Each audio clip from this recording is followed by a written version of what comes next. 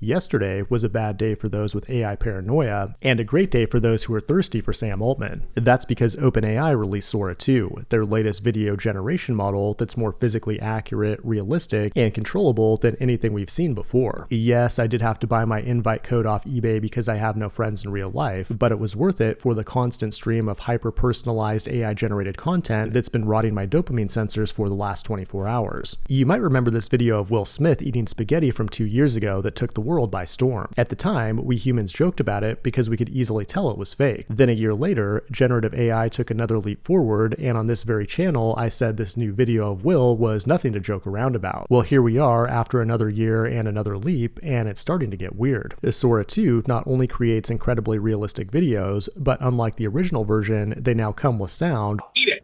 Eat up your slop, piggies! Which means we can make videos like this with a simple text prompt. In fact, everything you're seeing here has been AI generated by Sora. Oh, oops, not that one. That's actually real. From anime to cartoons to fake security camera footage to realistic cameos of you watching my videos, it does it all. In today's video, we'll take a look at all of Sora's new capabilities and find out if video creators are about to go the way of the dodo. It is October 1st, 2025, and you're watching the Code Report. There's an ancient Chinese proverb that says be suspicious of those who promise you AGI while delivering slop, but I think they underestimated how delicious this slop is, or slopalicious if you will, to my simple monkey brain. Last week, Meta released Vibes, a new feed where you can create short-form AI-generated videos designed to, quote, make it easier to find creative inspiration. And, well, the response from the public went about as well as you'd expect. Not to be outdone yesterday, OpenAI released Sora 2, which is either a video generation model according to the announcement post, or it's a social network unless my eyes are lying to me. If you go on Sora.com, it's clearly optimized for consumption. The default UI is a For You explore page. You can like and comment on different videos. Each creator has their own profile you can follow, and you can only join by getting an invite from someone else. You guys remember Clubhouse, right? They're pulling out all the stops to get as much social media momentum as possible. Basically, it's a full-blown social network, but all the content is generated by AI. Between this and Vibes, it's like we now have our own infinitely scalable and always available boar on the floor. Boar on the floor!